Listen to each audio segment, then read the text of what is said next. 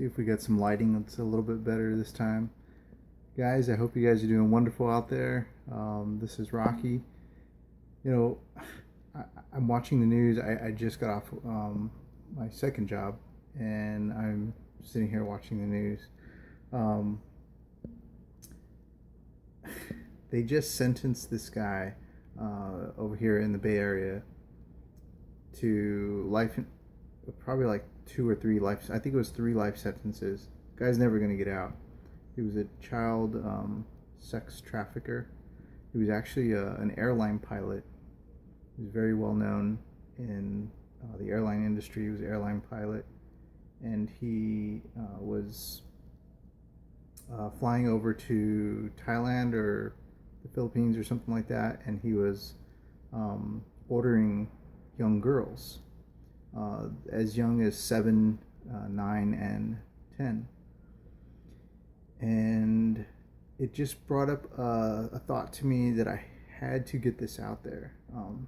Why it is so incredibly, this doesn't just happen overseas. You know, this happens right here in our backyard. It could be happening in the house next to you. It could be happening down the street. It could be happening, from somebody that could be the perpetrator that you possibly work with.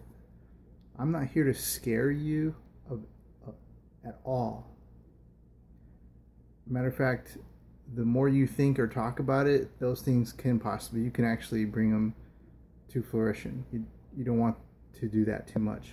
What I'm here to feed into your mind as fathers, and moms too, is how important it is that you be in your children's life. And even if it's just for that little bit, I know that the court system can really, really pull us away from seeing our children.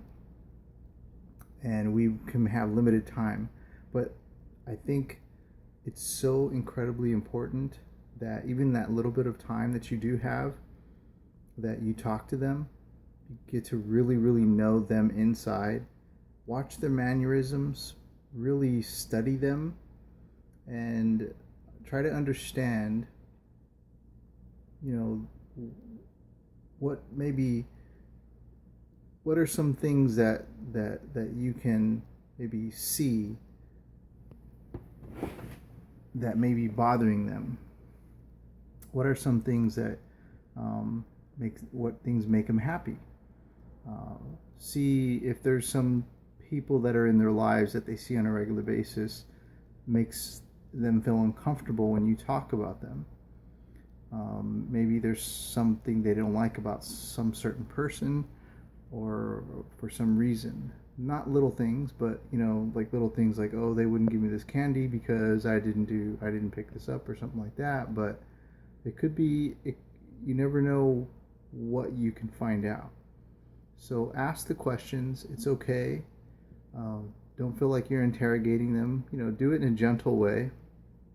Figure them out. Understand them. Study them. They're growing. They're changing. They may not be with you all week, for a whole week, or maybe in a couple weeks, or even a month. And then you finally get to have them and love them. Love them as much as you possibly can. But also study them. You're their parent as well too. You may find something out that the other parent is not finding out. It's so incredibly important that you treat even the little bit of time that you have, really get to know your kids and let them get to know you. Talk about your feelings. They want to know. They act off of feelings. They act off of they look up to the adults in their lives. So they act off of the way you make them feel. They'll respond to your actions. So another thing is, even if you need to, I hate to say this, I just can't think of any other way to say it, but if you need to play the game a little bit with your ex husband or your ex-wife, and you need to be their friend, they may not even want to be your friend, but just be kind. refrain yourself from saying nasty things to them. Refrain yourself from looking down on them, maybe giving them dirty looks, maybe anything negative. Reframe yourself from all that. Take a step back. Be a bigger person. Remember, every little action and every little thing that you say is going to affect the way the interaction is going to, the interaction that you may be allowed to have with your own children. And that's going to take that time away from you. Also, the reason why you want to kind of play the game, I hate to say it, but there's a little bit of game that the spouse plays, the other party plays, when sharing that time or sharing time with your children between the two. There is, and it's unfortunate. I'm a guy, and I've experienced it from my ex-wife, and I've heard many guys experience it from ex-wives. I don't know how a woman would experience from a man, but I'm sure they're just as bad, just to be fair. But be nice. Be a bigger person. If you're a woman, don't be catty. If you're a guy, don't be an aggressor, an angry aggressor. Stop all that. Stop. Because that may be the ticket. The more and more and more. And then they might be angry that you're nice, that you're kind. They're not shaking you. They're not breaking you. And eventually you just continue to be respectful and kind and nice, and they'll come around eventually. My ex still has not come around, and I'm at peace with her, and she knows it, and I've proven it time and time again. I don't go out of my way, but I'm at peace with her, and she still has not come around. But eventually, I know in my heart that she will. I know for you the same thing. And when they do come around, they may give you just that little bit more of time.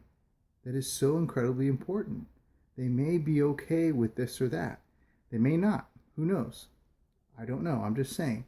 But the reason why you want to play that game is because they may give you a little bit more information of who's surrounding, who is constantly surrounding your children. I'm getting off track here. Who is around your kids more often. They might communicate with you a little bit more about who's been around your children. They may give you a little bit more communication that you need, so you can find out a little bit more about your child's life. Who's interacting with them? Who's affecting them on a daily basis? A lot of those things our spouses keep from us. And it's important that we play the game to... I'm sorry, I'm going to have to cut it short here in just a second. But the more and more that we push away from our spouse, the more and more it becomes a problem with us being around our children. And the more and more we hold that anger in, the more and more our children see it and are affected by it. Whether you think so or not, our children are affected by it. And that affects our kids. They're not getting the rock solid love from their mom or their rock solid love from their dad when they see them, because you're so pumped up with all this anger from the pain, from the experience that you've experienced. It's understandable, but they're not getting all of you a solid foundation of a dad or a solid foundation of a mom.